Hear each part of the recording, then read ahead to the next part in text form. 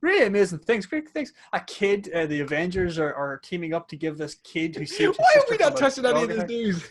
Because I was like, oh my god, it's so sappy. It's so like, oh, we're not John Krasinski's Some Good News. We're the fucking Empty Promise podcast. Yeah, We bring you true. weird shit True. about Nick Cage, and I forget what the rest of our news was about, but you know. There you go. That right there, what you just said, that was our fucking intro for this week.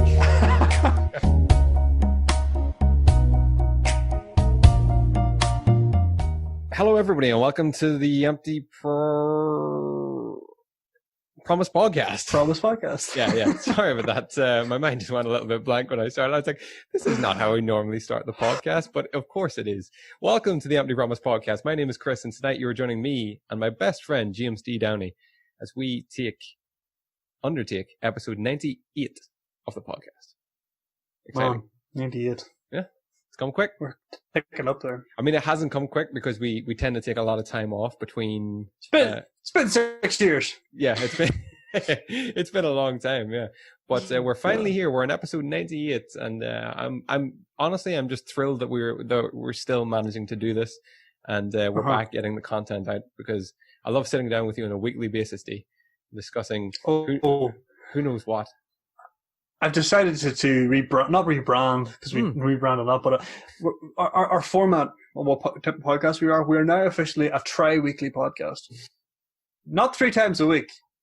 No. But tri-weekly in that we try to bring one every week. Yeah, that's brilliant. That is a perfect way of describing what we do here. Yeah. We used to be a bi-weekly in that every second week we used to be twice a week. Yeah, we used to be a bi-weekly, tri-weekly. Every 2 weeks we'd try to get one done weekly, and we probably got one done a month. But we're back, and we are, as you can probably tell from the title of the podcast at this point, it is a conspiracy episode. D, it grabbed the world's attention because it was unimaginable, impossible.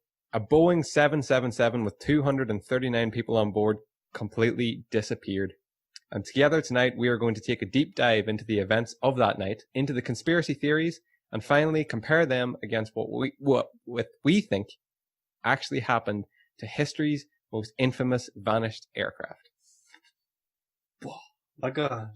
Yeah. Where did they go? Exactly. It's just a strange way to, not a strange way to phrase it. When you phrase it that way, it highlights how strange it is. It's a Boeing 747, like the fucking biggest thing you can even. Man, it's absolutely nuts. And what brought this to my attention, D, was like a week or two ago, there was actually an episode on like the Discovery Channel about this incident. And obviously subconsciously it was in my head, and that's why I brought it to you as a possible topic for this week. But my God, there's some strange shit surrounding this whole disappearance. Like, as you said, how the hell, when you say it out loud, like a Boeing 777, like if you see those airplanes up close, like they are enormous vessels. Is it 777 or 747? So there's all different types. So the 747, I think, I could be completely wrong, D. 747 is the biggest, maybe. 777 is the next. Oh, it's a little bit smaller. I think so. Maybe I'm wrong, and chronologically. It's interesting, just when you say 777, I think of 777 is supposedly God's number. So how could anything wrong happen to that plane? Yeah, it's just interesting that it's 777. Maybe it went to God. Maybe that's one of the conspiracies that we're going to touch on tonight. Maybe it's in hell. Maybe there was no plane. God is the conspiracy. Maybe there was no plane. I still maintain it's an invisible plane. Yeah, I mean, look, and it's still up there. It's still circling. It's listening to us. Yeah, exactly. Perfect crime. Before we begin, I just want to point out that my research for this episode comes from skeptoid.com, which is a conspiracy podcast. Absolutely fantastic when it comes to all things conspiracy, along with certain other video sources that I found online and little tidbits from around the internet. That is where the information that you will be hearing tonight comes from, along with our general thoughts and along with the brain of Chris. Obviously, along with my brain, yeah, because that's a fucking weird place in there. You don't want to probe into that. Before we move on tonight, if you are a new listener to the show, you are very much welcome, and we hope this podcast finds you well. If you are a returning listener, welcome back, and we're glad that you are still with us in these difficult times. I don't like that phrase at all, D. It's been overpopulated, overused in the last couple of months. I'll see if I can find it, but there is someone did a you know those word clouds? Yeah. Of like all these popular things. Someone did a word cloud for that phrase, except you remove, the word. So in these something times, and it was like obviously the biggest in these troubling times, in these difficult times, in these treacherous times, and then some like in these dreary times, and then some of the word is fucking retarded. So it's like in these coronavirus times. And in these COVID times, you're like, what are you talking about? No, it's a phrase I don't particularly like using, but we are glad that during these times of trouble throughout the world that you've managed to find us, and we hope it finds you well. Remember, you can find the audio version of this podcast over at any podcast hosting service. You will also find the video version if you wish to use this as your preferred medium for looking at me and D on a weekly basis. Well, we're over at youtube.com. Just search for Empty Promise Podcast. You will find the video version, which is just every bit as riveting as you can imagine. We're both here. We're both on it. I mean, what more can I possibly say? What more could you possibly want? D, today is the 16th of July, and on this day in history in 2017, Jodie Whittaker is announced as the first female Doctor Who. Oh. Yeah. Right. It's a bit random. Jodie Whittaker, I was thinking of like some. I think I confused her with. Is it Jodie Foster? Jodie Foster is the kind of manly-ish, I would say, actress. Jodie.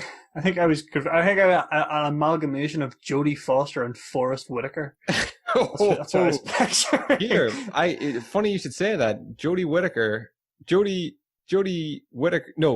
Foster and Forrest Whitaker were both in that movie, Panic Room.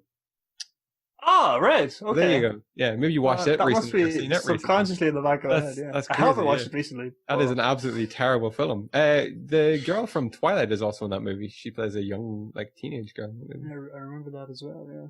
Or her daughter, yeah. And in 1439, I'm going back in time here. I'm going way back in time. Kissing, so the act of kissing, was banned in England to stop the Black Death from spreading. Man. Yeah. I don't know. That must be recorded somewhere as, in those plague times. In those difficult plague times. Yeah. Did you hear that? Imagine that happened today. It's been found. That's what it's called. The bubonic plague was found. Oh, yeah. Traces of it were found there like a week or two ago in, I want to say Africa, but I don't know if it was. But it was all over Sky News. Like they found the bubonic plague basically had come back. The Black Death was back, which just wasn't what the world needed to hear, No. But, I guess that's what August has in store for us. They've obviously found traces of it, or I don't know, samples of it or something. I doubt. I think we'd hear a bit more if it was the actual Black Death. I can't imagine it would.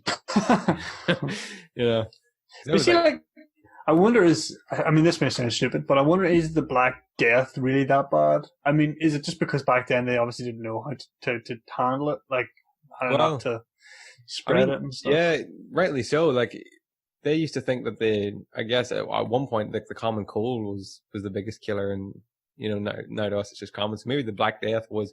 Now, I could be way off here. Yeah, I could be way, way off with this assumption. Maybe the Black Death was just a rash or something that just spread. I picture it genuinely like black. Do you ever see, like in Pirates of the Caribbean? Yeah, you get the. Oh right, yeah. No, you got big what would you call it? Blisters type things. Like sores? Covered in those, yeah, that's it. Sores. Yeah. Ooh, it was gnarly, man. It was gnarly. I wouldn't want to go back to those times. No, well, thankfully we don't, D. Thankfully we live in comfortable times. And, D, in keeping with the theme of skincare, as you should mention, what a lovely way to seg you into this. Bubonic plague. It's perfect, yeah. Gentlemen, listeners of the podcast, or ladies, if you wish to buy for a gentleman in your life. I said gentleman because Caldera Labs, a company based in America, has kindly offered to supply Empty Promise podcast listeners with a 20% discount code from their product, The Good, over at calderalabs.com. It is a clean, wild harvested, premium, non-toxic skincare serum for men, and I have been using it for about a year now, and it's proper good stuff. I can't speak for this stuff highly enough. But if you use the code Empty Promise, all one, doesn't matter if it's caps or not, you'll get 20% off, and you will have the best skincare serum on the market. I would vouch for that. So there you go. And no black plague. And no black plague. No black plague whatsoever. I would go as far to say that this will actively prevent the plague. I mean, stand by that. He's not wrong. He's not wrong. Yep, nope.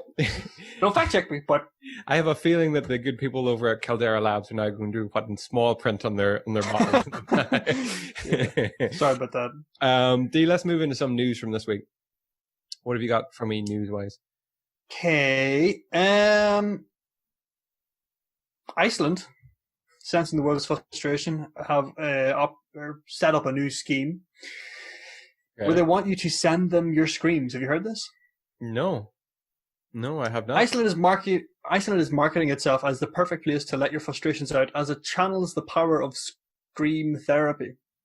People struggling with the events of this year are being invited to let off steam by recording their screams and having them played over a loudspeaker in a remote part of the country. 7 speakers are being set up around the country for the campaign, and participants can choose locations such as the peak of Festerfjall in Reykjanes Peninsula and Skogafoss waterfall. So basically these really remote parts, these big, vast, empty parts of Iceland, they're going to set up a big fuck-off speaker and just let you scream through it. That's and presumably they'll record the result of that so you can have the satisfaction of screaming into the abyss without actually having to go to the abyss. It's a little bit terrifying as well, because are they going to play these like at all hours of the day and night? Yeah, hopefully it's like going to be strictly between 1 a.m. and 4 a.m. just to scare the bejesus out of anybody who is like around. Who happens to be wandering around the waterfall vicinity at that time. You just hear like these blood-curdling screams coming from the top of the falls. My God, like what are Iceland up to? But, it's one way to take your mind off of things, I guess. Iceland have like literally the best marketing I've ever seen. Like they're convincing people to go to this basically wasteland where there's like obviously it's beautiful. It's sort of like beauty about it. It's like desolate, empty beauty. But like their tourism board is like so good. Yeah. And even like their football team with the whole thing. The thunderclap. The thunderclap. Yeah. Yeah. Like they got great PR. They do. Yeah.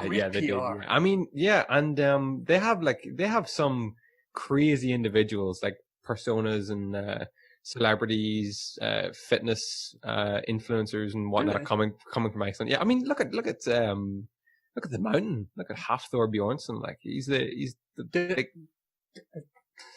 I didn't even know that. Yeah, there you go. He's an Icelandic giant. He's an absolute unit, like, you know, and some of the fittest women on earth from the CrossFit Games are all from Iceland as well. So there you go. That's because like it's such a barren country. You have to run everywhere, just sprint everywhere. Yeah, get away from the polar bears. They probably don't have polar bears. I could be really, really wrong, but like the only place I ever really hear in Iceland of people visiting is like Reykjavik. Is that because it's like the only places? Or I think that's probably just where the airport is. I don't know if they have many airports. That's probably the only one. So that's your entry point. But I think like the part of the appeal of Iceland. I know we're a little off track here, guys, but a part of the appeal of Iceland is the fact that there isn't very many like big settlements, and you can really just get out there. Yeah. You see the Northern Lights. Take a car and drive around. Unspoiled beauty. Yeah. You're listening to Unspoiled Beauty right here. So. Oh yes. Oh, excellent. Yeah. Thank you. What other news have you got for me this week? I got a petition that got signed over in Columbus, Ohio. So as you can imagine, with recent events in America, there's been a lot of sort of retconning of things like the Confederate flag and like all of these like oppressive symbols in the South. And it's even went as far back as like the initial settlers who came in and like, displaced Native Americans. So Columbus, being the original guy who came over to America, has been getting a bad rap, turned out statues of him and whatnot. So they have decided he wasn't a good guy though, was he, Columbus? I mean, I don't know if he was a particularly bad guy. I mean, all his people were like pillage and rape, wasn't it? And then they brought like smallpox with them, and he didn't have he didn't have the best of like credentials, But by discovering the New World, he essentially doomed it. Yeah, so, and he discovered it by accident, wasn't it? He was looking for like India or somewhere. That's what he thought. He thought he discovered the west side of India. He thought he went right around the world and found India. Mm-hmm. So that's why Native Americans are called Indians to this day. And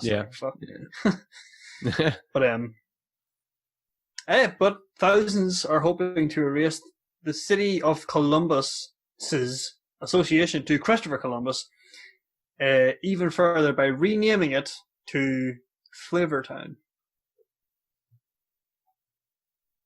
Flavortown. This is in honor of Columbus, Ohio's own son, Guy Fieri, who is that like extravagant. Yes, I know him. Diners, drive-ins, and dives. Chef. Yeah. I don't even know who he is.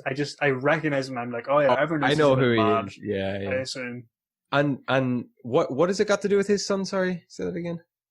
No, he is a native son of Columbus, Ohio, so they decided to rename it in his honor, Flavortown. But that is it's a pretty shocking. Big city. It's like I don't think thousands of people are gonna get their way, but still though. It's like Americans want the world laughing at them sometimes, Flavortown. I think America has I wouldn't laugh at America for renaming a city Flavortown. I would laugh at them for electing Donald Trump and, Florida, generally speaking. It's funny you say that. My news this week actually comes partly to do with the presidency of the United States. And as you may have heard, Kanye West is running. Did you hear this? He has taken his first official steps towards running for the U.S. Presidency against Donald Trump and Joe Biden. A representative for the rapper filed the necessary paperwork and paid the $35,000 paid the fee, to appear on Oklahoma's presidential ballot. It also says that he is running as part of the BDY party, short for the birthday party, which West created when he announced his plan to run earlier this month. When asked why he chose that name, he says, because when we win, it's everybody's birthday. Good for him. So there you go. Good for him. Piece of news that he is. I don't know what that's about. I think it's just the fact that like Donald Trump got elected, and now anybody with any kind of power behind them or large following behind them reckons they could do a better job. How bad can it be? If Trump's running the country, and there's a conspiracies already afloat that he's working with Trump. I heard that. Them two were like pals during like Trump's campaign. He supported Trump. Yeah. So it's like kind of maybe they're still doing that. They're thinking that by Kanye West running, he'll split the young vote because young voters aren't likely to vote for Trump. So if they don't all vote for what's his name, Joe Biden, then Trump might win. That's crazy. That's supposed to be in November, though, yeah? Like, that's when the elections start in November or end in November? I don't really know, to be honest with you. I heard a while ago that The Rock, Dwayne Johnson, he was supposedly considering putting his hat in. People were putting Joe Rogan's name forward. It's just anybody with a following, Yeah. Some people should not be allowed to lead, man. No. Saying that, I mean, who says Donald Trump or Joe Biden can do it either? Yeah, that's true. I suppose they do have like experience, I suppose. Anyway, I don't know. America's fucked. I just not. I'll just not bother with it. I don't think until it's like a place that you can actually go again. I'll just pretend it doesn't exist. It's just a blip. They've been shut out. They're not allowed into Europe. Americans. That's right. Because they're so bad with Corona, and they're not doing anything about it. I know. There's a lot of countries not doing anything about it. To be honest, like. America is just so heavily populated. Yeah, you just sort of expect America. Like, I mean, it's kind of like they're leaders in the world. Brazil isn't doing a lot.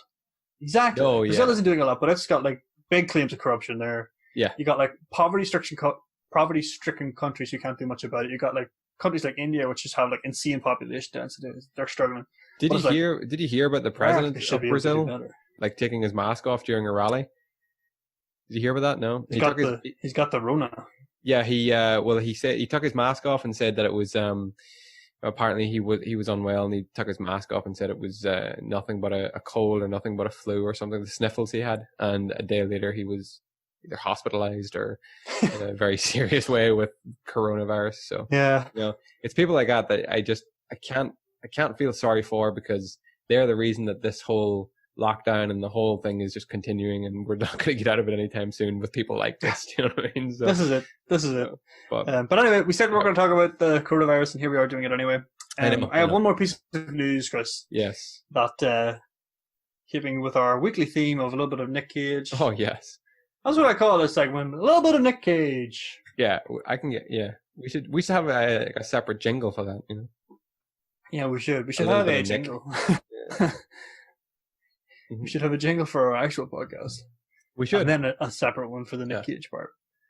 So, NBC Universal, they have combined over in the States to create a new streaming service called Peacock.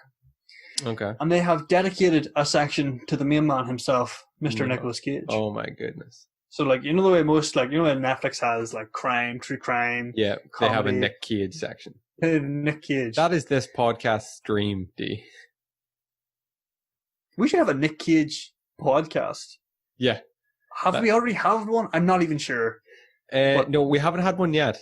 But he's on the whiteboard here. Like his name is on the whiteboard for an episode tangent. So, So we'll be narrowing in on that eventually. That's the 100th episode right there. If you don't want to miss the Nick Cage episode that's coming up, make sure you get subscribed or follow or whatever the big button is on whatever. Click that little bell. I'll put the little bell on screen now just to remind you. Click that little bell for the notifications or whatever the kids are doing these days. For everyone who's listening on Spotify, if the bell doesn't show up, that's fine. If the bell doesn't show up, be thankful, because if a bell does show up when you're listening to Spotify, you're in trouble. If a bell shows up when you're listening to the podcast, you're going to die in 6 days. Unless you send this to 14 friends. Remember those? Yeah, of course I remember them. They're fucking horrific. We should start that back up. We should get that going again. That was like a buddy service thing, wasn't it? No? I don't know. It was just loads of different varieties of it. How did they know shit about us back in high school? Do you remember that? Do you remember that service that you text your name, or you text was it your name, or was it your... Uh-huh. I think you text your name and where you're from or something. Yeah. And they came back with all the info. I remember doing that in high school and being so freaked out because they had heard of people who I had back then played golf against, and where I lived and where I went to school.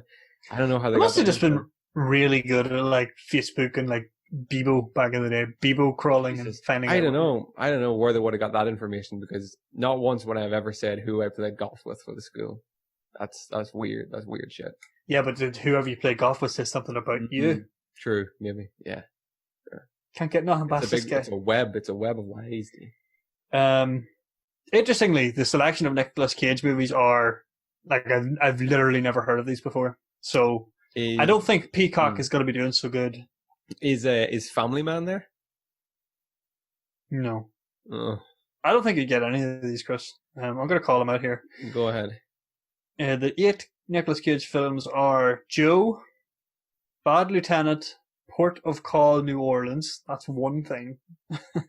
Okay. Stolen, Rumblefish, Captain Corelli's Mandolin, Red Rock West, Bangkok Dangerous, and Drive Angry. Bangkok Dangerous. That rang a bell. Bangkok Dangerous. Did that not advertise when we were in high school? and we obviously, being immature, thought it was a hilarious name. No, Bangkok Dangerous. I'll find out. Let's see what we got. that sounds super familiar. But the rest of them, no.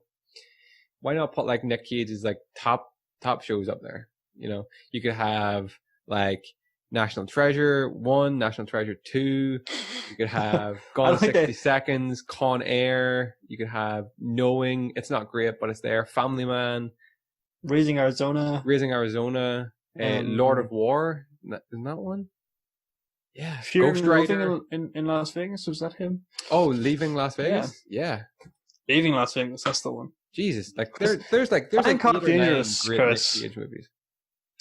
Bangkok Dangerous is Nicolas Cage.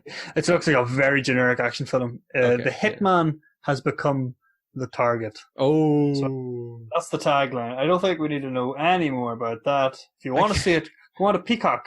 You can see all the Nick Cage movies. We should do a film review for that one, dude. That'd be fun. We've said once that we're going to do a Nick Cage like marathon, and we'll just go through all of his like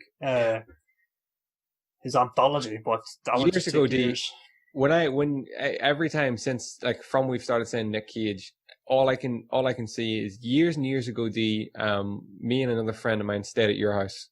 I don't know if we stayed there for like a day or two, but one night we were watching, there was a guy in our class at school who gave us all the like films on like a hard drive, and we copied them all onto our laptops, like all these pirated movies. And totally legitimate. Totally legitimate, yeah. No LimeWire whatsoever. Anyway, we were watching these movies, and Knowing was one. No, Book of Blood. Do you remember it? Book of Blood. Yeah, I'm pretty sure. I'm almost certain if you Google Book of Blood, it's Nick Cage. And it's something to do with obviously a book, and there's ghosts in it, and we were just all so there's blood disappointed in this fucking film. But that's all I see whenever I hear Nick Cage. Is Nick Cage in Book of Blood? I've got Clive Barker's Book of Blood. That looks like an older. I think that was it. Maybe it was Knowing. It was definitely Nick Cage. I thought it was Book of Blood. Yeah, I'm not seeing Nick Cage here, Chris, unfortunately. I could be wrong. I do remember Book of Blood, though, not with Nick Cage. I do remember it. I think. And it was awful. And we skipped through it, didn't we? We skipped through just to find out what happened. That's exactly what we did, yeah. Good movie. That's 6 out of 10. That's what I think of when I think of Nick Cage. There you go. Another little slice of mine and D's adolescent life right there. Yeah. Pretty sure that sleepover was whenever we were in early 20s, no? Adolescence? Yeah, probably, yeah. Right before COVID, actually, indeed. Much fun. It was 6 months ago. Okay, well, that's all the news I have, D. I don't have anything else.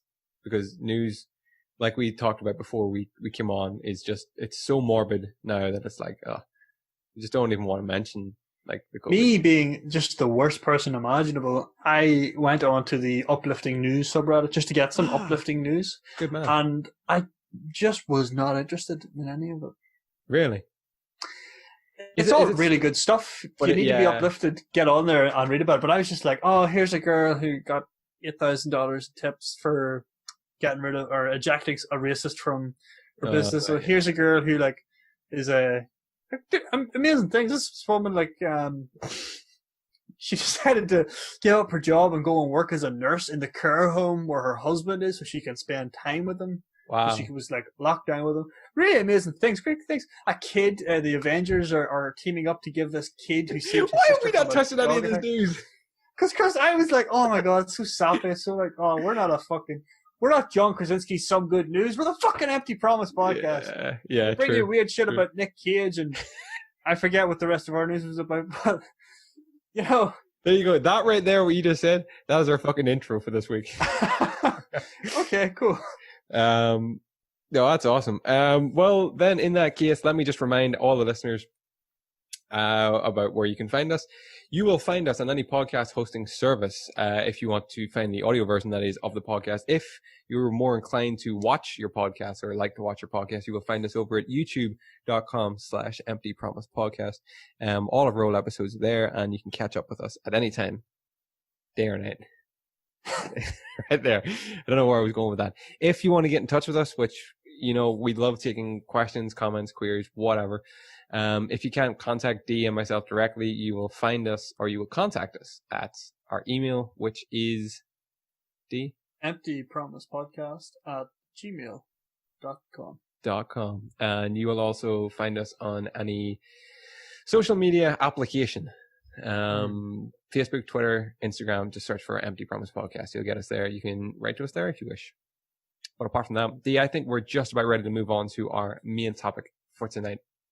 I'm very, very excited to kind of get stuck into this and get your opinions on the plane that disappeared.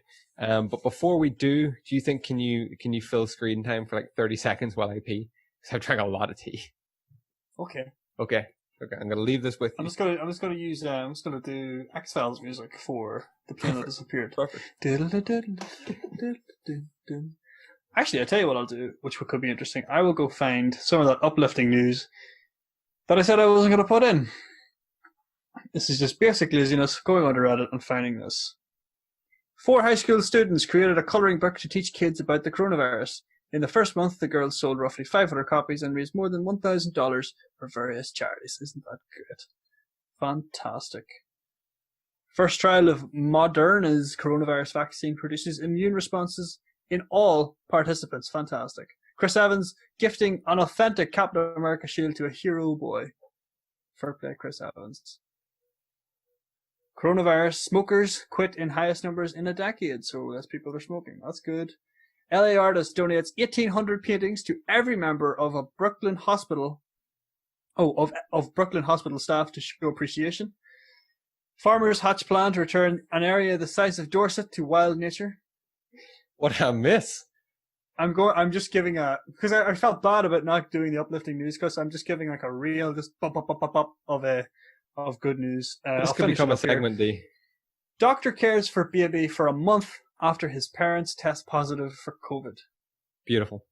And finally, the Avengers assemble to comfort a young boy who halted dog attack on his sister. Wow. So isn't that great? Those are headlines. Nothing more, nothing in depth, nothing of real use, but I hope that makes you feel better. It does. It did. It will. Good night. Good night. No, we are back and we are ready to get stuck into this. So D, what I'm going to do is I'm just going to, I would say whiz through this or fly through this. Whiz. That's one. That's another. Did you see that the sunlight just kind of came through the window there, and I've suddenly got really kind of angelic looking? Radiant, Chris. Radiant. Glowing. Some were saying. But yeah, I'm going to go through my notes. There's quite a bit, but I've condensed it down into what I kind of really want to talk about, the interesting bits, the conspiracies, things like that, and we'll just take it from there. I'll try to keep it nice and short and sweet, and see what your opinions are on the disappearance of Malaysian Airlines MH370. So it grabbed the world's attention because it was unimaginable. A Boeing 777, that's 777, with 239 people on board, completely disappeared. Let's start with the basic facts, okay? So the plane's late night departure was from Kuala Lumpur. En route. Kuala Lumpur. Yeah, am I saying that right? Kuala Lumpur? Lumpur. I'm not sure. You know where I'm speaking of. It was en route to Beijing. Now I don't know the exact distance of that. I should have probably checked that, but it's not overly far away. I think like Asia's kind of like deceptively. It's difficult to say how it feels like they're close, but they could actually be really, really far. Really far, yeah. China's really big, and like Beijing is like on the west coast of it, so yeah, could be a while. I don't know. Okay, well, about 40 minutes later, they signed off from the Kuala Lumpur air traffic control over the South China Sea, about halfway between Malaysia and Vietnam. They stopped squawking the ID code. So every plane has like an ID code that they have to use whenever they fly into like another country's air space. Mm-hmm. And they stopped squawking the ID code they used with Kuala Lumpur. From that point on, everything else we know about the plane's flight comes from a few scattered radar and satellite contact. minutes after signing off, so just minutes after this sign off, the plane made a U-turn and headed back from Malaysia. So it's en route from Kuala Lumpur to Beijing. 40 minutes later, they sign off. They're now between Malaysia and Vietnam. And as soon as they sign off from that airspace, minutes later, the plane makes a U-turn and starts heading back towards Malaysia. The plane was equipped with a system called ACARS, or I'm just going to call it ACARS, that periodically transmits maintenance data. And this ACARS was no longer working after the U-turn. I picture that just to be like what a black box is on a plane, I'm assuming. Later they began a right turn and were last detected by military radar out over the Andaman Sea west of Thailand. Final contact was made between an Inmarsat satellite and the aircraft's automated satellite unit, which was a simple handshake connection because there were no aircraft systems using the satellite. So a handshake connection, I'm assuming, is just basically touching base, just where the planes will touch base with like whatever air traffic control is on. I'm pretty sure just to signal or signify that they're in that space. The handshake doesn't include any location data whatsoever. But Inmarsat was able to locate the plane as it was having been somewhere along an arc represented by specific distance from the satellite. So basically what all this means is the final contact was made to this satellite, this Inmarsat satellite, which was just a simple handshake connection. Now there's no data, no location data from this handshake with this satellite. So all this satellite could do was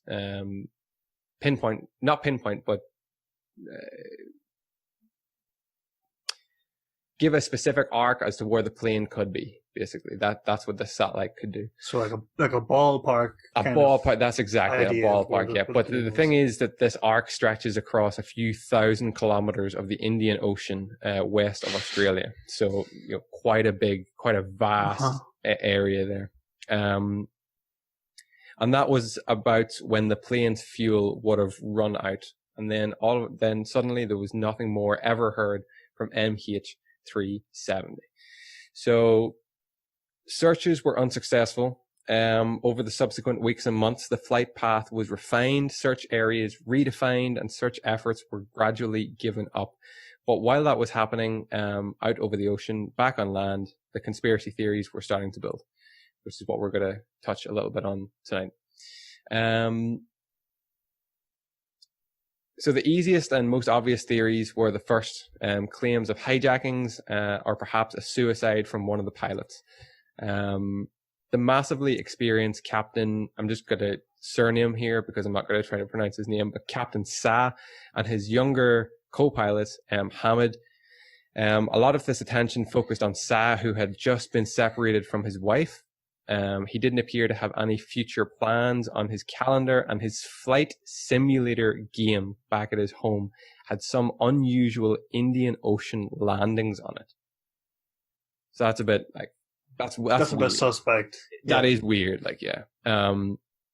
But despite intense scrutiny for years, Sa was eventually exonerated, more or less, as none of the evidence was compelling enough.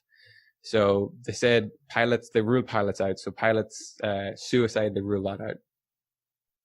I mean, that's kind of, it was a simulation game. So like, it's not, I mean, if that was me playing a game and you're like just shits and giggles, like crashing planes in the game, I've done that countless times in GTA for no apparent reason. I guess it's weird. I think it's just kind of weird though that there's a few of them in the Indian Ocean as well. That's a bit weird. But yeah, it's speculation. One colorful theory is that the plane was headed to Diego Garcia Island in the Western Indian Ocean. This is where a joint British-American military base is located. Its intelligence hub is on this island, so Diego Garcia Island. And this theory was promoted by a French author and former airline executive Mark Duguin, who claims that the Americans would have shot it down if they saw the plane approaching their airspace out of fear of like a terrorist attack or something, you know. That's interesting. He also claims to have interviewed residents of the Maldives who saw an airliner fly low over their islands. However, the Maldives are not on the way to Diego Garcia. Eyewitness reports from the Maldives did not seem to exist until 3 months after the disappearance, and an actual shoot down would have produced voluminous debris that would have been easy to spot. So if this plane had have been shot down, like this theory suggests, by the defense guard or whoever's on this island, it would have produced an awful lot of like scrap, an awful lot of metal debris, and that would have been spotted a lot, you know, before now, basically. Yeah, yeah. Because like all that stuff would float, right? Like that would just like. I'd imagine so. Yeah. Wouldn't necessarily sink, like so. Yeah. I'm imagining like if a plane goes in the water, more or less intact, it's probably gonna. Well, maybe I'm wrong. It's probably gonna sink, right? It's good. Yeah, it's going to float for a duration, I'd imagine, and then it would sink. Yeah. But like if it breaks up into 100 different pieces. Oh, it's going to float. Those pieces. Each of those little pieces will float. Yeah. Yeah, I would imagine so. There are some various conspiracy theories implicating that North Korea hijacked the plane. Some say North Korea wanted to reverse engineer the Boeing 777 to advance its own aircraft industry. Some say the plane was brought there on purpose to deliver a nuclear weapon to the North Koreans, and some say that the US shot it down to prevent this. However, all stories that have the plane headed to North Korea are clearly ruled out by all the satellite and radar data. So these theories saying that it was going to North Korea, that they were delivering, you know, weapons of mass destruction or whatever they were delivering, there's no data that supports this whatsoever. Now, that's not saying that the data couldn't be hid, I guess. Fudged.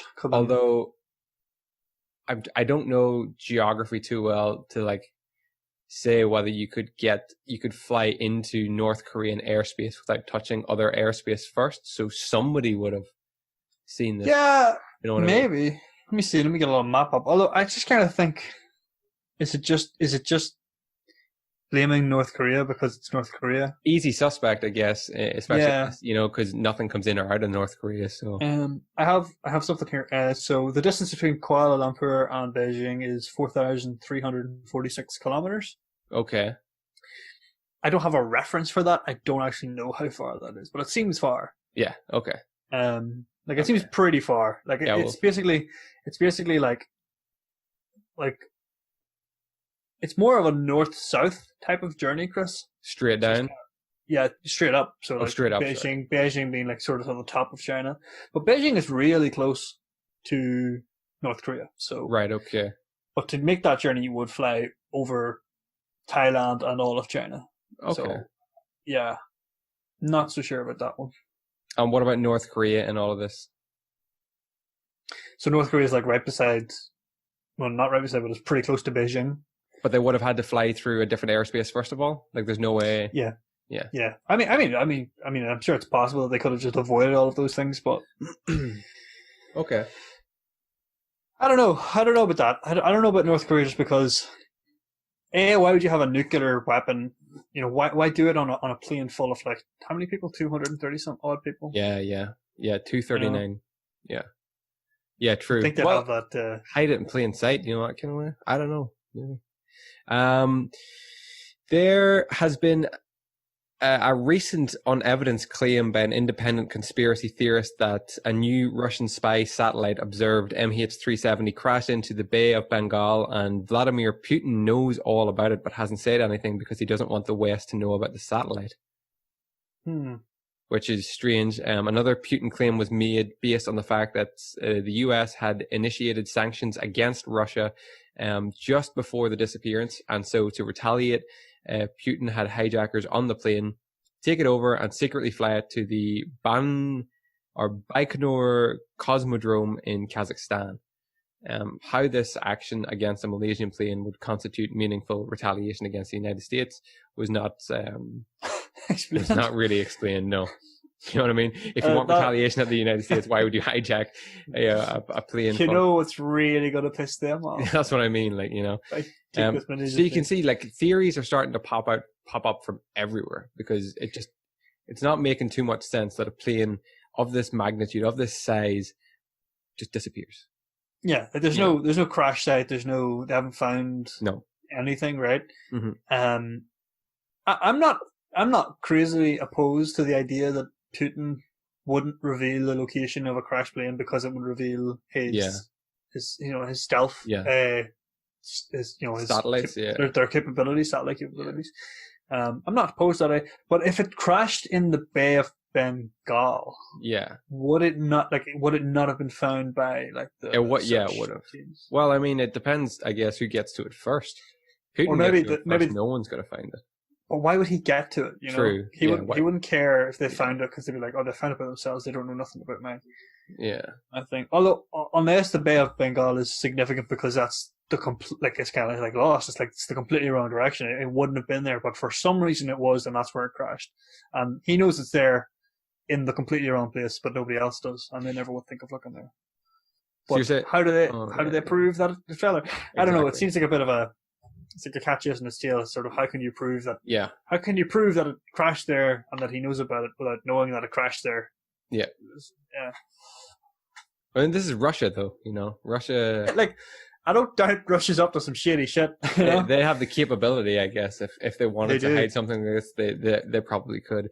There has also, of course, been every matter of loony conspiracy theory, everything from alien abductions to time warps to alternate universes.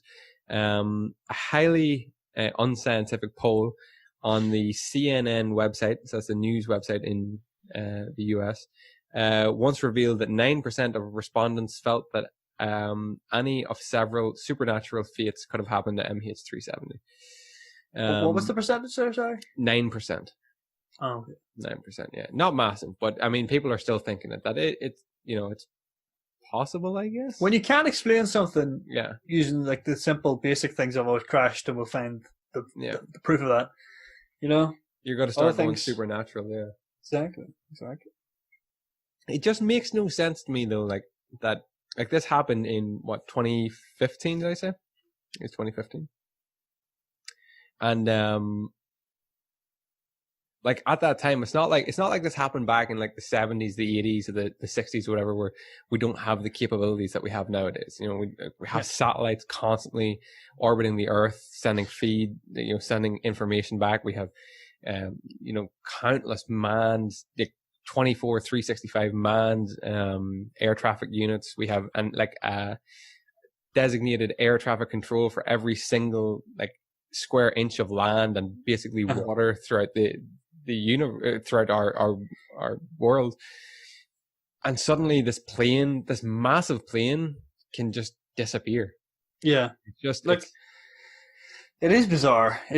Like, I mean, I just don't understand how it just, like, as you say, like, whatever, it had to change its transmitter, or what was it, like its squawk code or something like that, because it changed the air region it was in. Yeah. The airspace it was in. Yeah. Like, I don't understand how, even just by switching that off, they go silent. Like, they just cannot be found. Like, I always thought there has to be some way that thing is transmitting, or radar or something that's going to pick that thing up. Well, I'll touch on that a little bit here now, just that you bring that up. What? Within days of the flight's disappearance, writers and bloggers of the Airline Pilots Association had fairly complete explanation for a probable scenario that could have taken place, one that fits all the facts and involved nothing extraordinary. In fact, when you stick to the aviation websites and avoid the consumer news sites where the reporting was actually by non-experts, there's much less confusion about the whole thing. Like these pilots, these are the guys in the know. These are the guys who are flying the planes around the clock. They know, telltale signs basically. But the most telling for the pilots' theory are the facts that the automated communications stopped. So this automatic communication system just suddenly stopped, suggesting that the ACARS system could have been damaged, and that the emergency locator beacon was never triggered while within range of anyone on the ground who could have heard it, suggesting that whatever happened was not sudden and catastrophic. So what this is suggesting is that nothing just came out of the blue. Like the plane didn't like suddenly hit like I don't know, a cliff or another plane and blew up and everything just failed. This had to be something over time. So it seems probable that the pilots became incapacitated in the plane. So what's a plausible scenario that could explain this with these other scenarios? Also, the pilot community spoke up early and loud about the possible smell of smoke. Modern airliners have lots of electronics, lots of wiring, and 1,000 places where something can go wrong. MH370 was also carrying a cargo of 220 kilogram of lithium-ion batteries. Any one of these things could have started to smolder or cause some wires to melt and put out a whiff of smoke into the cockpit. Airline pilots all agreed on what would be the first thing they'd do when smelling smoke. Turn off all the unnecessary electronics, everything that's not required to keep you in the air. Everything that might be burning, probably even the radios. This would nicely explain that this ACAR system no longer transmitting, and it would nicely explain the lack of radio communications. That's interesting, yeah. The emergency locator beacon, which cannot be switched off, would have had nothing to trigger it yet, because everything was just switched off. Oh, so the emergency beacon, they have to actually say, emergency, we're in trouble. Exactly. Yeah. Right. Okay. Yeah. See, I like this one because I like the idea that these are other pilots, because they'll know. They're in the know. They'll know like what I do in that situation. They'd know like not necessarily what's protocol, but they'd know like realistically what's gonna, what someone would do. Yeah. So that kind of that carries a lot of weight for me. Whatever batteries. Yes, batteries 220 kilo of lithium-ion batteries. But whatever might have been melting or burning likely got worse, and the pilots became incapacitated, probably by carbon monoxide, possibly by decompression from an unknown cause. And then they had set the course to head for an emergency landing site, but unconscious as they were, they overflew it on autopilot until the plane ran out of fuel, crashing somewhere west of Australia and into the Indian Ocean. By then, the emergency locator beacon would have been out of range for any receivers. So this is suggesting that possibly something caught on fire in the plane, wiring or batteries or whatever, and over time, the pilots were effectively poisoned by carbon monoxide.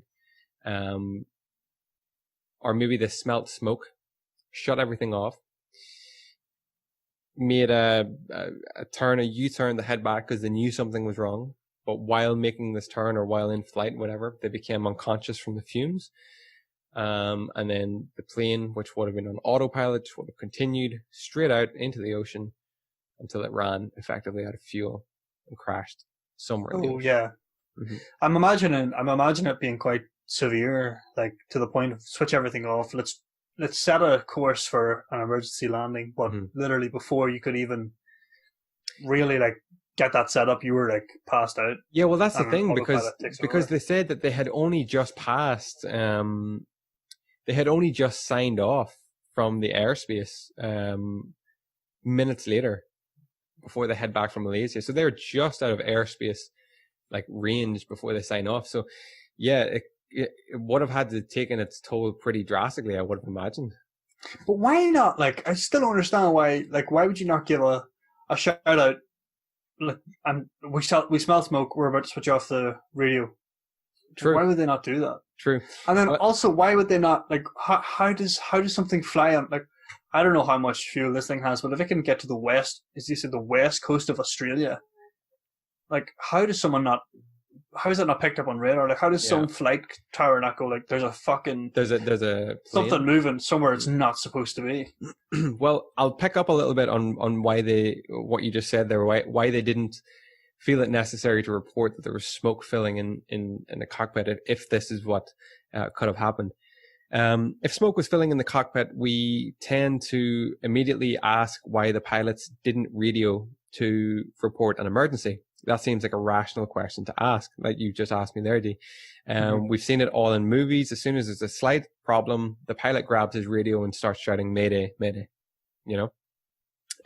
But in the real world, this is not how pilots are trained to handle emergency situations. Nobody on the ground can help you with the smoke in your cockpit. The number one mantra for all pilots consists of 3 words: aviate, navigate, communicate. Aviating is flying the plane. It's always the first priority. No matter what is happening, the first thing pilots should focus on is keeping the plane flying safely. A popularly cited case where this didn't happen was the crash of Eastern Airlines Flight 401, where the pilot's attention was on debugging the landing gear warning light, and they didn't notice that they flew the plane straight into the ground. Fuck. So aviation is the first thing that pilots are trained to do, that no matter what is happening. So the cockpit could have been on fire, and it's their number one priority to keep that plane in the air. I don't know though, like, as you say, like, how would communicating back with like someone or anyone, how would that, dismiss you keeping the plane in the air? That's what I don't understand. Yeah, I don't know, like, although one thing it does remind me, this reminds me slightly of, do you ever see that, or hear the story of that guy Sully Sullenberger? Oh yeah, the Miracle on the Hudson. Miracle on the Hudson, yeah. Yeah. Yeah, apparently he like cut off comms for like a couple of minutes while he was doing that. So I kind of understand. Maybe that's kind of the logic behind it, is that, they have to, like, they're in a critical point where they're like, the decisions we make here determines whether we live or die. So like, there's no time to communicate. We just got to do it. We just have to, yeah. Maybe that was it. It just, I don't know. It seems, especially if you have a situation of this magnitude, like you're going to need to tell someone that your cockpit or your plane is filling with smoke. Surely, I don't know. I'm not involved. Do they not have to ask? Well, I suppose you do this after, but yeah, do you not have to ask, like, where's the nearest emergency landing point? Yeah, exactly. Maybe they know this stuff, Well, we know that Sa and Hamid got as far as the next step, navigate, because they made a U-turn to head back to an alternate landing site. Probably the other turn shortly thereafter. Obviously, they never satisfactorily got through that step before being incapacitated. Airline pilots are generally not surprised that whatever happened, talking on the radio never made it to the top of their priority list. The reconstructed flight path that we now know the plane followed is consistent with airline pilots' recommendations of what backup airports would have been chosen to head towards at various points in the flight. The first U-turn put them on a direct vector to Pulau Langkawi, which is much preferred over Kuala Lumpur because of its long runways and flat terrain surrounding it. Everything that the plane did is what pilots say they would have done. So there's nothing that kind of screams, that this was done out of, like, not even desperation, but like just completely out of character. This is right down, meat and potatoes. This is what pilots do. So something went wrong and the pilots were making those emergency calls, and nobody really seems to think that there's anything strange about this. Well, that shut me right up, didn't it? I mean, yeah, the fact that this is other pilots seems to give it a lot of weight. The cynic in me is still sitting here going, I can't put myself in a position where I wouldn't go, like, we're in trouble here. Yeah. Over the comms. But tell somebody, anybody. Yeah. Let's put my tinfoil hat on for a second, because this is a conspiracy episode after all. Yeah. Let's embrace it. Would that be pilots covering for pilots? Like, yeah. I mean, maybe I think it's difficult to get a lot of people to agree on anything these days. So the fact that all the pilots agree, that's what we do. Yeah. Maybe I don't know if there's a conspiracy there, to be honest, but. Yeah, I mean, it's not totally far-fetched what you're saying, that these pilots who are saying, yeah, this is what we would have done, could easily be covering for maybe a mistake that they know that this pilot has made, or perhaps, who knows, like, for all we know, the pilots could have been, like, intoxicated or on anything, and this is just other pilots' ways of, keeping their kind of head above water. Yeah, their creed, yeah. I don't know. I'm kind of spitballing that. I don't actually think I believe that, to be honest. But as evidence did begin to appear over the years, it was all consistent with a theory of a crash into the ocean west of Australia. Beginning in July 2015, aircraft parts that were all eventually positioned or positively identified as coming from that specific Boeing 777 began to wash up on the beaches of the island of Reunion. the coast of Mozambique, South Africa, and Pemba Island of Tanzania, all in the Western Indian Ocean. Over 20 aircraft parts have been found at the time of these notes, when these notes went out. All were found where they would be expected to have drifted over time had the plane crashed in the general area of the ocean west of Australia. None of the debris conveyed any clues about the cause of the crash, but they do prove, of course, that the plane ended up in pieces in the ocean and not secretly landed in Russia or transported through an alien space warp. So yeah. Parts are now starting to wash up. Parts have washed up on beaches all over the world that they're saying do correspond to this plane, the Boeing 777. But I obviously don't know enough about it. And the show that I watched a week or two ago was explaining how, especially the tides in those waters can be so like harsh or currents or whatever. No? And it would have like, you could be looking literally in entirely the wrong location for, you know, that plane could easily just woof and away and gone, and it could be like several thousand miles away from where you expected because the currents are moving so much and they're all sitting on like, I don't know, tectonic plates or some kind of plates. I forget what it was, but basically what they're saying is if the plane, yes, had have landed in the ocean, by the time that it was looked for, it could have been just away, gone. Yeah, completely away. Yeah. So I don't know. It just does that mean that it could have well, exactly what happened? It crashed in the ocean and drifted into all over the world. I mean, or does that mean that it could have crashed in west of coast of Australia, or could have crashed in outside of Kazakhstan or wherever it was flown to by the Russians, or up by North Korea and still wound up? Nobody said anything about the plane being shot down either, and that was a thing that started. I remember that. Yeah, it started happening it didn't start happening. It was happening in the world. I don't know if it was around this time or after it, but wasn't there like was it Ukrainians shot down a plane, or there was a Ukrainian plane shot down? Yeah, by the Russians, I think. Yeah, and that was huge. Like, you know, a similar thing could have happened. You know, plane could have just been shot down. I don't know if that explains the radio transmission and the beacons and all this kind of stuff switching off. I just genuinely don't know, but there's another theory. But the loss of MH370 renewed long-standing calls for technology that would allow any commercial aircraft to be tracked by satellite, something that many people are surprised to learn that has not already been the case. It's called space-based ADS-B, or automatic dependent surveillance broadcast. Using the Iridium NEXT satellites. Most of the world's next generation air traffic control systems plan to require space-based ADS-B as default. MH370 used conventional radio-based transmissions to ground stations, but it was out of range and the pilots had switched it off anyway.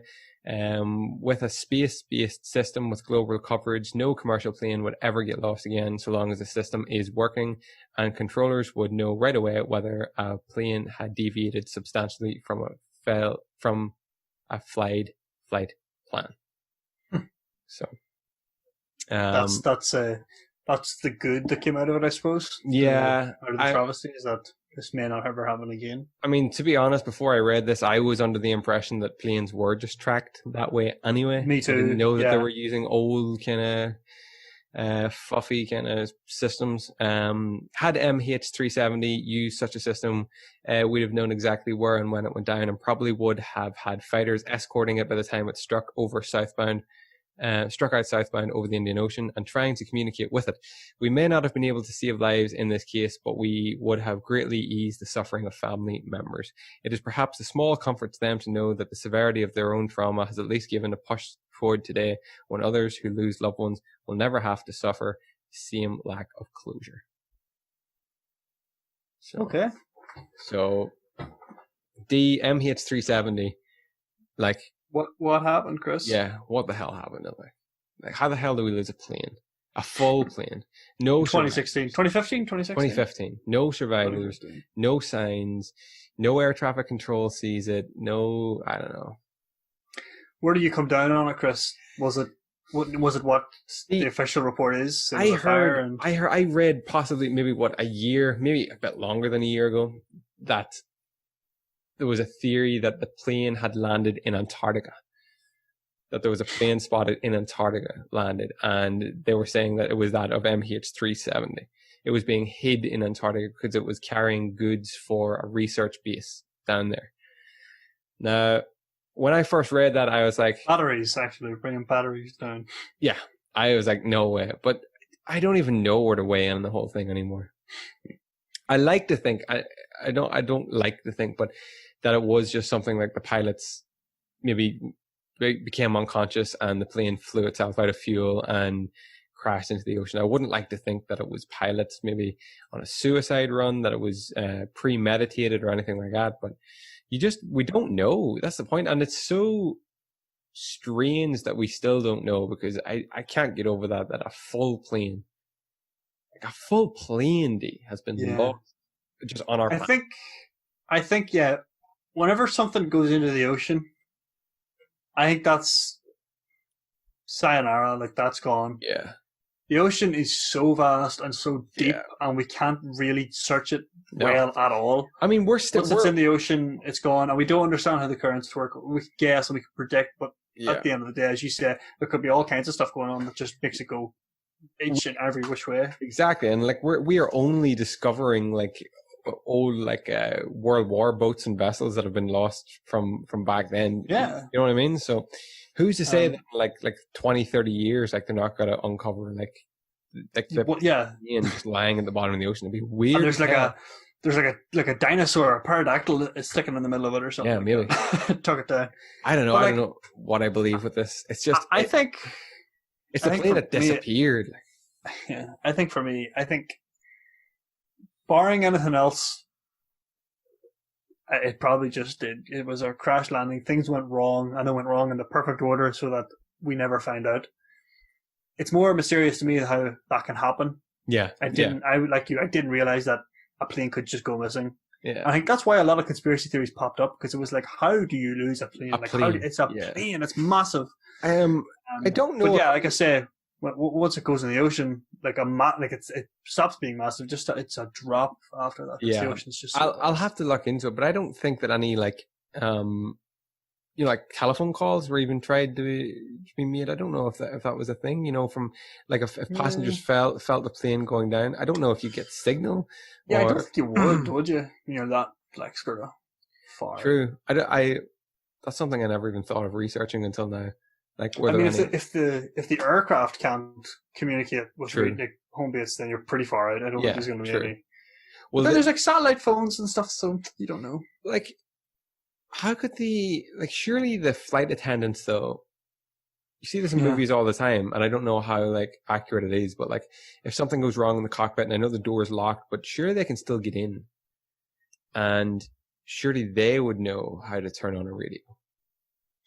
Yeah, but I'm guessing like if the cockpit was filling with smoke, like the rest of the plane is probably going to be really bad. You're probably at that point. It's just a case of keeping people. Right now, I mean, the cockpit could have been the last place to fill. Like the whole cabin could have already been knocked out at this point, and they didn't know anything about it. That's a strange thought, that. I think for me it got destroyed. Yeah. Burnt up and crashed. I have like five of the more interesting and weirder conspiracies as well. Yeah.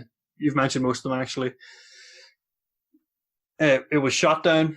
Mm-hmm. Some people, you've mentioned this already. The theory is that it was shot down during a joint military exercise between the United States and Thailand. Oh, okay. For whatever reason, that would have been it's in a book by Nigel Cawthorne called The Mystery. Yeah, okay. Cawthorne. Number two, this one's kind of interesting. So to say it was hijacked, with the 13th anniversary of the 9/11 attacks on New York and Washington approaching, conspiracy theorists have turned much of their focus to what would have been dubbed the 9/11-14 theory. So believing that this was just it was just inspired by 9/11, and it was supposed to be like it was supposed to be like a larger terrorist attack than bigger that. scale. Yeah. Yeah, but they got overpowered or whatever. The terrorists got overpowered. Hijackers. The hijackers, and it got crashed in the ocean. This one's mad. It was switched. Yeah, I've seen that floating about conspiracy sites as well. What does that even mean? That it was switched with a sister plane or something? Yeah. This is from Jim Stone, who is a self-described independent journalist. He proposes the theory that it was Malaysia Airlines Flight 370 and not Flight 17 that was shot down over the Ukraine in July last year. He offers little in the way of explanation about who might benefit from switching the planes or how they might have achieved it. So he just says that that's what it is. But, that's weird. Whatever. I mean, there's theories that got about the Titanic as well, isn't there? That it was a sister ship. Yeah. The Olympic or the Olympus or something like that. I think. Yeah, something like that. That's what I meant to talk about. Another point. But yeah, basically, there was one ship that was doomed, like it was no good and it was falling apart, and they switched it, called it the Titanic, and had it sink on its maiden voyage to claim the insurance money. It's all about insurance money. I don't think Malaysian Airlines were mad about insurance money. Yeah, I don't think that's very plausible. Maybe another dimension. Stranger things. Maybe another dimension. To be fair, I mean, we just don't know. Here's one, Chris. That this is what. Despite all these theories, this come from the Independent. They say, despite all these theories, the reality is certainly more mundane. Coming from a guy called David Learmount, who is an aviation expert, he is convinced that whatever happened to the plane was, I quote, a deliberate act by someone on board, probably the captain. Oh, so he says it was suicide, basically. Yeah, he says it was suicide. He says, I know people, especially journalists, would like this weird event to have more in common with Star Wars, but actually it was probably a carefully planned suicide and revenge attack.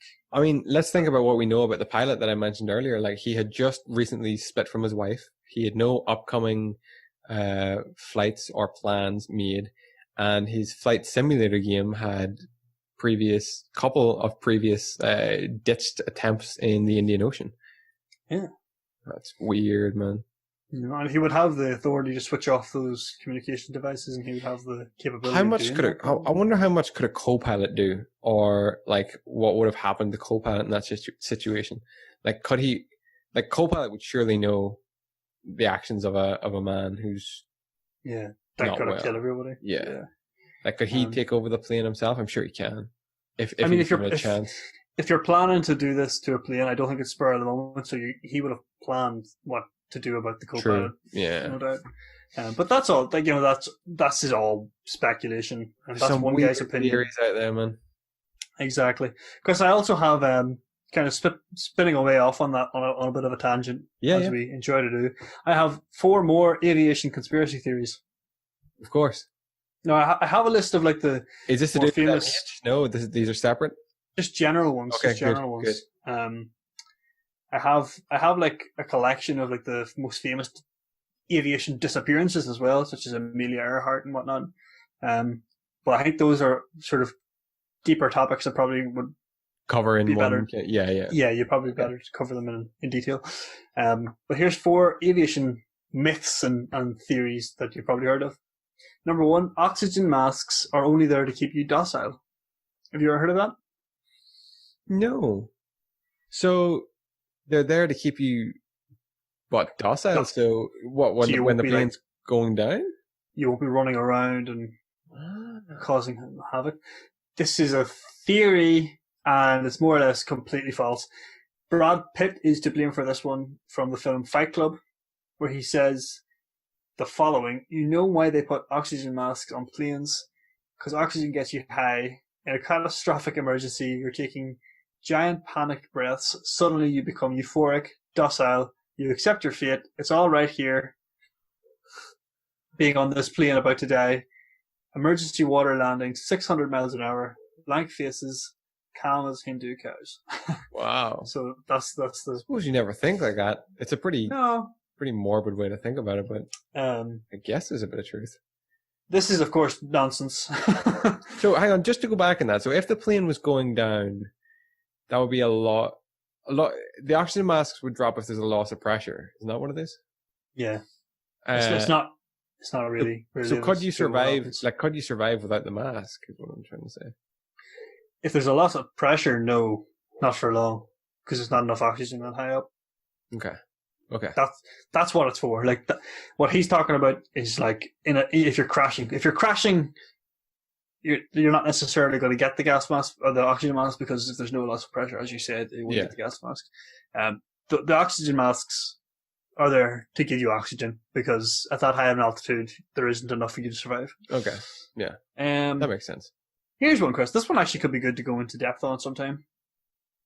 Denver Airport is hiding a secret military base.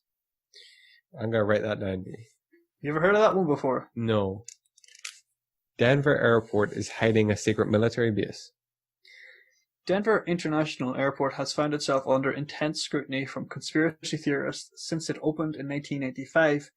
Philip Schneider, a structural engineer turned whistleblower who died in mysterious circumstances in 1986, claimed that beneath the airport lies a vast underground facility, prompting suggestions that the airport is actually hiding a secret military base or even a concentration camp.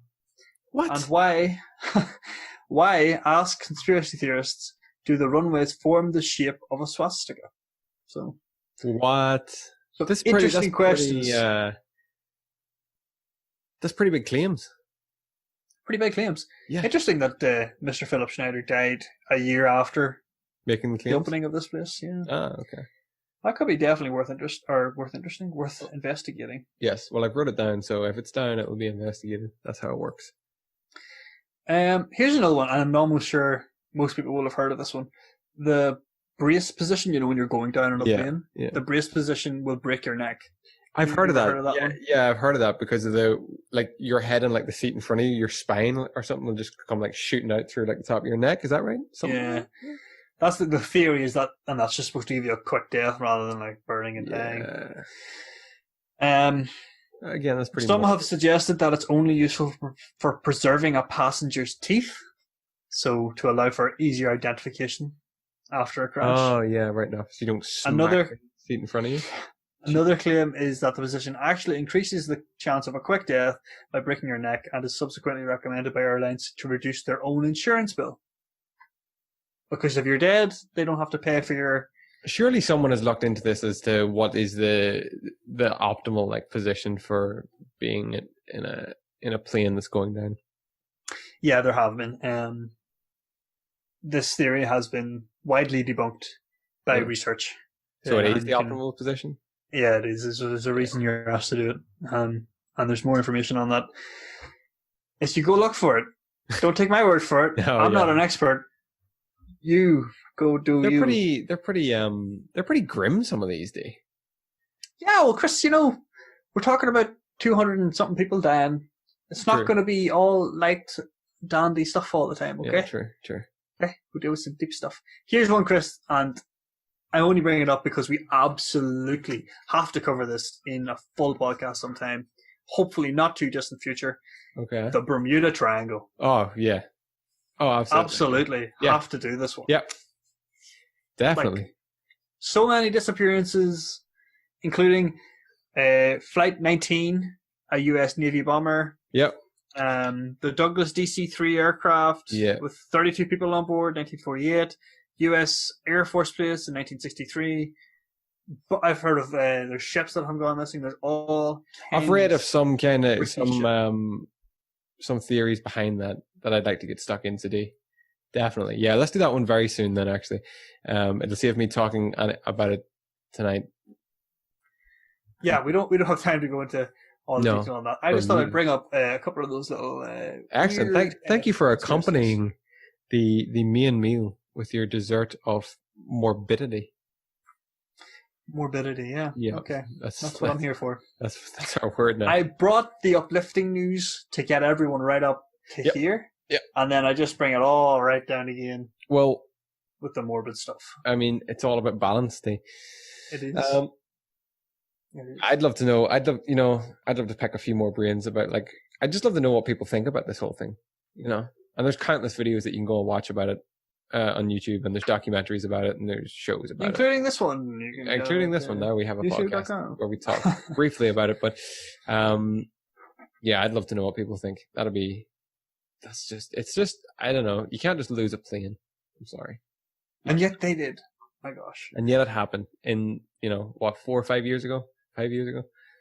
It's crazy. It's fucking crazy. But that is the disappearance of MH370, the plane that disappeared. But where'd it go? But where did it go? I still don't know. D, let's discuss a little bit about what we've got up to over the past 7 days before we close off this episode. Okay. For me, it was the 12th of July weekend there. That's right, so that's right. I took off Monday and Tuesday and headed off home to Derrynoosh to see the family and to have a couple of relaxing days. How was that? It was great. It was. How did you find being back in the land of Derrynoosh? It was nice, man. It was quiet and it was kind of like, it wasn't good weather, but it was dry. Yeah. But no, we did a bit of spinning about. So we did. We went to Castle Sheehan for Nice. like a walk. Castle Sheehan is pretty much non-existent now. It's not too bad. Like, it's Is it shocking at first. Yeah, when I came in, it was shocking. Like, that whole open area to, like, where we normally go in, it's just completely gone. There's a forest park, by the way. For any listeners, there's a forest. Yeah, it's a forest park with no forest. Yeah. But it's kind of cool because now there's a path that we never would have took, and it's like opened up now. You can go up, and it takes you to a whole new different part of the forest that I've never even been to. But we didn't even go up there that time. Could you get to the swing? Did you go near our swing? That's all still there. Wow, cool. It's fine. It's grand. I took a swing on it. It was harder to get on than I remember. Wow. This is a site that we found in this forest years ago. You might have heard of us talking about it on this podcast before, but there's like this perfect campsite in this forest. It's so like isolated. Well, we thought it was anyway. It is pretty isolated. Like you're right slap bang. It's isolated, but like a lot of people still walk right past it. Yeah. And there's this big giant like oak or sycamore tree that just grows through the middle of the site, and it's got like this rope with like a swing on the end of it that swings straight across the river. It's just perfect. It's just an idyllic little really idyllic. Yeah, that's a perfect word for it, actually. Yeah. I went up to that and walked right the way up. There's also a waterfall in this little forest park. That's right. We walked right the way up to it, and it had rained recently, so it was like really powerful and just like rushing down. And I just love watching and listening and hearing that. That rushing water. It sounds so cool. But yeah, all of that like rope swing and waterfall and. That's awesome. There's like a little bridge. Yeah, it's all still there. It's all totally fine. Nice. Definitely worth it. I haven't been to that forest in years, D. I think the last time was with you when we were shooting that Bowman stuff. Oh yeah. Wow. You should take a gander up, Chris, because it's still a good spot. Went to the beach then on the Sunday. Nice. Went up to another place called Giles Quay out near Dundalk. Shout out to Paddy Murray who gave me the tip on that place because we wanted somewhere quiet where we could take the dogs out and let them run around and stuff. Yep. Man, I got a shock when we got out of the car and you just heard like the waves rolling up onto the sand. Yeah. It was like it was so loud. It was like this like powerful water, and I was like, I thought these things were like really soft and like sort of like wash up. These things were like rolling up the sand. Mother Nature will kill you, D. It fucking will, man. Don't doubt it. Yeah. But it sounded so refreshing and like kind of just. I just love that experience, and I just love being by the ocean so much. Yeah, it's clean, it's pure, it's real nice. I know the feeling. Yeah, it's awesome. Also drove up through Carlingford. I don't know if you've ever been to Carlingford. I've been through Carlingford. I haven't been in Carlingford. It's a nice little town. It was packed. Was it? Yeah. Oh, it's coronavirus. Don't worry about it, man. It is jammed.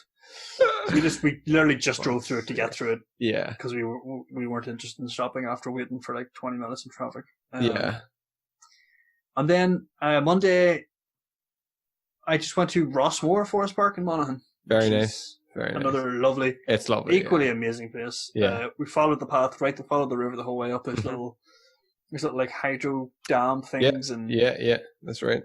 There's this like walk through like I forget what it's called, like some sort of grove or something like that. Okay. Yew trees, that's what it is. Oh, okay. And we walked through those. It was class walk. Very nice. Thoroughly enjoyed. And that was really it. And just that, and went for a steak and waters in Blaney. How was that? It was good, yeah. It was good. The socially distanced stuff, it was kind of like a really quiet and chill mood. So yeah. That's nice. Yeah, the whole weekend, like it was a holiday for us, but like it was all local. It was all right around us. Good. It's good. Choosing local. I like that. That's it. Choosing local for your holiday. Not much else, to be honest. No. Watched a bit of The Expanse. That's what we're watching at the minute. And do you know, I think that's all, man. That's all. I can't really top much of that either. I've had a very quiet week. I have, past couple of days, I've been brought back a peg or two with I think it's a wisdom tooth that's coming up, and it's just driving me mad. My mouth is like full of like ulcers around it and the gum, and I can't like eat or chew properly. It's driving me mad at the minute. So I think it's wisdom tooth, but I don't know. It's been hell for a couple of days. Yeah, even sleeping with it and stuff, like I can't lie on that side properly at the minute. So I'm hoping it's gone by like next week, or else I'm gonna have to go get it seen about, I think, or get something for it. Does that go away? I don't understand wisdom teeth. Honestly, I don't understand them either. It's like teeth that like you don't need, but they're there. It's basically just the pain is just it pushing up through the gum. But I don't need any more teeth in my mouth. I don't need any more of these. I have the teeth I have, D. And the pain isn't so much coming from the actual tooth. It's like the gum surrounding it and like my cheek gum that's just constantly like brushing up against it and just cause like tears and cuts and things. And that's just real sore and real annoying. Mm-hmm. It's not a nice experience. I had something fairly similar with that where it was like my bottom teeth must have moved or aligned differently or something like that. And one of them was just cutting a hole in my bottom lip every time I talked. Took a drink, took a bite to eat, and it was just murder. It's real bad. Like, thankfully, the one thing that kind of settles this is like hot liquids, so tea and water. But been rinsing with salt and water like every couple of hours to try to keep it clean, I guess. But it's not a nice thing. But no, just been chilling out. I've watched. I finished up The Walking Dead on Amazon, so I'm ready to move on to some of those recommendations you give me. I did watch a couple of documentaries during the week. Nothing really of massive importance or that was even. You have to tell me something about what you've been doing for the last while. Yes. Well, on the last, I have been intermittent fasting thanks to your recommendation on IAF and its benefits. Intermittent fasting, and even did 1 day of OMAD or 1 meal a day. And it's so out of my comfort zone. Well, it was so out of my comfort zone when I first started it. I didn't like it at all, but now like I'm like 2.5 months into it, and I'm really like it's just like a way of doing things now. Like I have my set eating windows, like do like a 16-8, I think it's called. It's just where you eat for 8 hours and you fast for 16. Some days I do like OMAD or maybe like 2 meals a day, like a very fasted day where like I'm not training or anything, and it's so good. Like I feel so good when I get up in the morning. Like I go to bed, like my last meal in the evening, most evenings are between 5 and 6 depending on when I've started my fast. So I finish eating, and then first meal then is like 9-10 o'clock the next day, and it's really, really good. I really enjoy this a lot. I didn't think I would with training and stuff in the morning, but if anything, I think it just makes you a lot sharper, a lot more focused. Oh, yeah. You train before you eat, like, Yeah. Definitely. I think that's definitely the way to do it. I got onto intermittent fasting because I just don't eat breakfast. Yeah. It's the most important meal of the day, and I just don't eat it. Yeah. Can't help it. I can't stomach food that early in the morning. Wow. Are you still like that? Yeah, I'm still like that. Like today I didn't eat until lunch, and I'm not intermittent fasting. I just didn't feel the need. Yeah. I have a cup of tea now. That's the difference. Because intermittent fasting, you couldn't have tea or anything. You couldn't have any form of calorie, whether that just be milk or caffeine or anything like that. Yeah. Anything that basically. I mean, you can take black coffee. Oh yeah, that's right. Coffee. Yeah. Well, I was reading about that as well, and then this, I don't know if you ever heard of Rhonda Patrick, the doctor, Rhonda Patrick, female. No. She was saying that literally anything that will stimulate your liver or your kidneys, can't remember which one, and caffeine does that. She goes, it's not technically fasting because your body's having to work. So she says, just keep it clean with water. But I've went for like caffeine-free teas, obviously after my cutoff time, and then just water in the morning until I'm ready to. Yeah. I think it depends on your goals as well, because a lot of people who are doing intermittent fasting are doing it to lose weight. So if you're not eating any calories before, as long as you don't kick off that like process of like what do you call it, their thing, insulin. Like an instant response. Yeah, exactly. Yeah, if you don't kick that off, you're okay. But if you're trying to do it for like metabolic reasons, well, I wasn't. I was doing it just to see how I felt, because I don't particularly like eating late at night. I don't like going to bed feeling incredibly full. I just don't like how that leaves me feeling, especially. It's not even the going to bed part, because 9 times out of 10, I'll sleep sound like a log after having a big meal. It's just like your body's response. Yeah, you won't sleep right though. No. And see, then whenever I wake up, it's just, I feel like awful. I have like acid reflux and just, no, it's not good. So doing it this way is definitely. A good friend of mine once explained to me the logic behind this, Chris, and it's the same whenever you've been drinking, and you don't want a really bad hangover, you got to sit up and you got to let your body process that shit. Because if you go to sleep on a full stomach or a full feed of drink, and your body, it's going to sit in you all night, and it's going to make your stomach just a fucking acidic pit of death. Yeah. And nothing processes until you wake up. Nothing processes properly. So you got to sit there, Chris, after you eat your food or after you take your drink, and you got to let it go through you. Is that like you got to sit because you're upright, or because your body's moving, working? Your body's working, yeah. You slow down, your metabolic rate slows down. Basically. Okay, that's a good way. None of the sugar processes, and you wake up in the next morning, you got all that shit in you and all this acid, and you're dehydrated. No, it's definitely, it's kept me a lot cleaner on my diet and everything as well, because it's like I have like an 8-hour window, and the way I've been telling myself is like I could fill this 8-hour window. It's like at the start I was like lethal. I can just eat like whatever I want for 8 hours, and that's me getting my calories. And then I thought, well, why not just eat foods that are good for me in the 8 hours? Do you know what I mean? I'm only going to get these 8 hours today, so I better eat foods that are somewhat good for me. And it's definitely kept me a lot cleaner. Now, I do admit at the weekend, on Sundays especially, as of late, I have I've let like my eating rhythm go on for like an extra hour or two, but I will then make up for it wherever it starts on a Monday. If that, I know it doesn't make much sense, but like instead of like you're still doing a 16-hour gap exactly between, and I eat whatever the hell I want on a Sunday. Like my sister has been baking like delicious vegan cookies and cakes and everything like every weekend for like the last like month, and I have just been gorging myself like the fat bastard I am on a Sunday with everything inside. You need to Chris, next step is like 18.6. Yeah. Oh shit. And then you want to go 24, right? And then Chris, you're going to do the fucking 5-2 and you're going to fucking fast for 2 days. I would advise going onto the intermittent fasting Reddit page. Number one, because literally every day there's another post of some person who has just lost like 10 or 20 stone, not 20 stone, but like 10 or 50 stone. Massive transformations. And then also because there's a lot of people who talk about their different variations of it. I don't even do it anymore. I think it's fascinating in general. It is, some people will do like religiously. I'll eat as I please today, and tomorrow I'll fast. I won't eat. I'll drink water or fast, and then I'll eat, and then I'll fast, and then I'll eat, and then I'll fast, and they just iterate like that. Wow, there's so many ways of doing this. Yeah, a lot of people think that because there is a little bit of science behind it, but it's not very credible yet. That your body when you're fasting goes into that state of fight or flight. Kind of, yeah.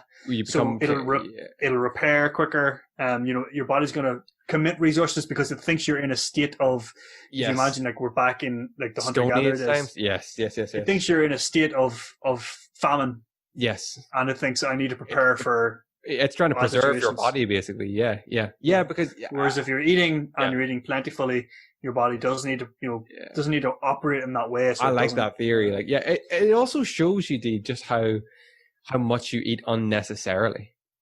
Oh, It's absolutely. Yeah. crazy, like, you know, that's Boredom something I eating, noticed. like Boredom eating eating is crazy. Like I would have just ate like another like maybe meal or two at nights before I started this, and thinking that I needed it, and I just didn't. Do you know what I mean? And it's it's definitely been eye opening, but I'm gonna keep it up for the time being and see how I get on with it and see what way you it goes. definitely should. I think there's also an element of kind of like challenge. Oh yeah, to it, big time. You know, it's big like time. I want to see if I can push it now. Mm-hmm. And then you mentioned you did a couple of days of just one meal, and I did. want to see if I can push this and just sort of I'll only let myself eat for 2 hours, and it's just mostly those days where I did the one meal was like days where I was coming off like a Sunday, for example, where the day before I had like completely just gorged myself, and the next day I don't feel too much like eating anyway, so I just eat one big meal and that's me. But I'd like to try like maybe OMAD's middle of the week or something, or just a complete day of fasting. Myself and my sister have done a couple of 24 and 36 hour fasts completely before this. But yeah, I'd like to try this properly now, but I definitely recommend just trying it for like a day or two a week, just to see how you feel with like eating within like a certain window. And the biggest thing I took away from it was it's not a diet. It's just an eating window, basically. Yeah. You can still eat complete shit and not feel good. Yeah, exactly. Or only for 6 hours or 8 hours a day. Yeah. Yeah. You might lose weight by accident because you're not doing it. You're only eating shit twice a day instead of 3 times a day. But exactly. You may not. But that's all I really have to add this week. I've done very little else. I know there's like a whole pile of stuff I should probably catch you up with, but I think we should do an episode coming up, be it the 100 or after the 100, where we just sit down and we just do like a proper full catch up and maybe just talk shit and tell some old stories and things. I think that would be a good one to do over, I don't know, a game of like Minecraft or perfect some sort of game where we can both just sit down and a game of chess. A game of gentlemen, a game of chess. No, I get you. Yeah, we could just play along and just riff raff for a while. That would be excellent. That's a great idea, actually. If you want to see that, thumbs up and subscribe and hit the bell. Hit that bell. I'll bring the bell back up here. And follow us and like us and tweet at us and be tweeted upon. Definitely. That is something though that we should touch on just before we go. If you do enjoy this podcast and you feel that anybody you could possibly know that you think they might like what these guys are talking about, do recommend. They might like our podcast. Yeah. See what they think. Because you don't know what you like until you hear it. That's the truth, D. Just notice now, Chris, that I have turned into a Simpsons character. How's that? I'm yellow. No, I don't think you look too. No, you don't look too yellow. No. Okay, that's good. I look very tan. No, I've been hitting the beach. At the weekend there. The rays. The rays been hitting me. Yeah. If that's all, do you have any closing thoughts? Do you have anything you want to add? I think that Malaysian Airlines flight M370 is just invisible. I think it's still out there, D. I think it looks over us. Yeah. Watches over us, protects us. A silent protector. A watchful guardian. The Dark Knight? Yeah. Yeah. Dark airplane? Yeah. An invisible airplane. Ladies and gentlemen, boys and girls, thank you so much for tuning in this week. We will see you all next week with episode 99, if you can believe it, D. And thank you to all who've kept up with us so far to this point. Remember, you can find the audio version on any podcast hosting service or the video version over at youtube.com/emptypromisepodcast. Remember, head over to www.calderalabs.com and use discount code EMPTYPROMISE. That's EMPTYPROMISE. Doesn't matter, all caps, but no space. Doesn't matter if it's caps or not, sorry, I should say. No space, and get yourself 20% off Caldera Labs, the good face serum for men. You will not be disappointed. Just trust me on this recommendation. If I could recommend one thing, D, I think I've used in the last year, it would definitely be that. He says Caldera Labs. It's like, if I could recommend one thing, it wouldn't be that, but it's close. It's close. It's up there. It's definitely up there. Yeah. Well, ladies and gentlemen, boys and girls, thank you for joining us this week. We will see you all bright-eyed and bushy-tailed next week for episode 99. Goodbye and God bless. Bye.